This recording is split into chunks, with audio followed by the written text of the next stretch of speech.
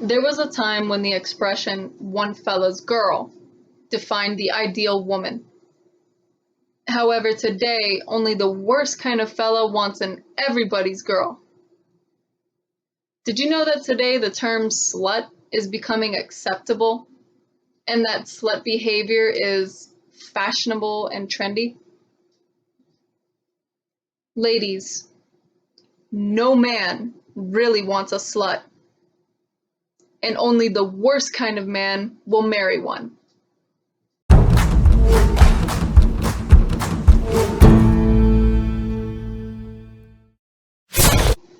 I'm not saying that because of promiscuous behavior that there's no hope for women today. But if you really want to change and clean yourself up, your willpower will carry you to detox. Detox your mind, body, and soul. And here's the thing. Watching videos like this is the start. Watching my videos is the beginning, the confront stage. It's like looking at yourself in the mirror and prepping yourself to make sure that you don't go out into the world looking like a mess. The confronting stage is the same kind of thing. In my video, Women Are Under Attack, I mentioned 3 stages of renewal. And remember this, sisters. This is very important. Confront, change, and control. We have the power to do all 3. Moreover, your solution and answer is in your upright behavior. For in truth, that will make you more attractive, more desirable, and perhaps even more hireable. It will also get you the respect that you know you really want, and which deep down you feel you deserve. I know women who have placed their hands on their butt and their breasts and have told me, "These get me everything that I want." So, I do understand.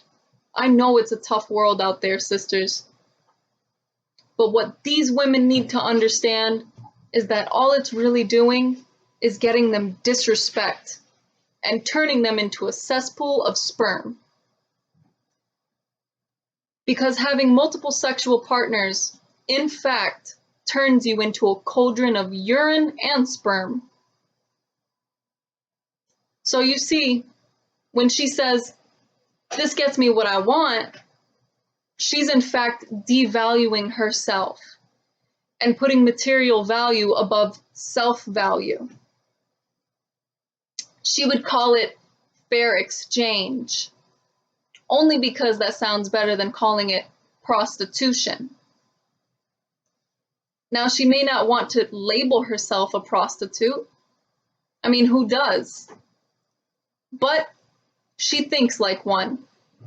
And as a woman thinketh, so is she. The renewing of your mind, body, and soul starts at the root of all personal conflict. My sisters, the root of our insecurities and fears begins with systematic programming, such as the subliminal reminders that imply we cannot have a mind of our own. We can't think for ourselves, such as seductive influences in the news, movies, social media, TV, and music. Even love songs aren't what they used to be anymore. We are all but inundated by thoughts other than our own. And whomever prescribes the circumference of our thinking, sisters, also dictates the diameter of our actions. Now, not all media influences are bad and designed for mind programming / brainwashing. There are some, although very few, news coverages, songs, social media posts, TV shows, and movies that do offer valuable life lessons. One of my favorite movies is a movie called Legend, a fantasy movie full of all forms of magic, esoteric symbolism, and legendary characters. I first saw the movie when I was 5, and of course I didn't know how to interpret everything, but it still had a profound impact on me. And obviously, it still does. I'm sure that some of you have seen the movie. It deals with the forces of good and evil. One of the main characters is a horned, goat-footed diabolical creature that looks like Moloch. He was entirely red from head to hoof. He lives underground in the darkness of some kind of place that represents hell. He's called the Lord of Darkness. And the Lord of Darkness is hell-bent on ridding the world of good, innocence, and light. Okay, so here's my point. He targets 2 young, innocent people, a boy and a girl, who live in the light and enjoy the innocence and goodness of the forest, and coexist peacefully with the animals there, including 2 beautiful unicorns. Now, the girl is a beautiful princess, and the boy is known as the Forest Child. I think he's played by Tom Cruise. A very young Tom Cruise, actually.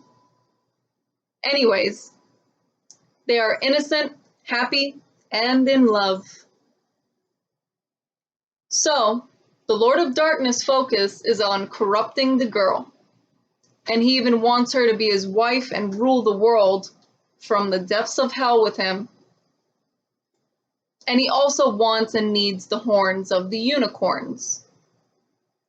Now think about that. He's got his own horns spiking up from his ugly head, but yet he needs the horns from perhaps the most purest creature of the universe for his rule. But again, the girl was absolutely necessary for the devil's rule, and today we are still necessary. Now, some of us have already become the dark demonic women who are in essence the cohort and wife of the devil himself. And it is this woman who becomes the seductress of the innocent, godly woman in pursuit of turning her into one of them. And in the movie, there's even a scene where an evil seductress actually turns the beautiful princess into an image of herself. You see, these women are no more than enemies of the Creator. And the enemies of the Creator will be cleansed from the earth by the Creator.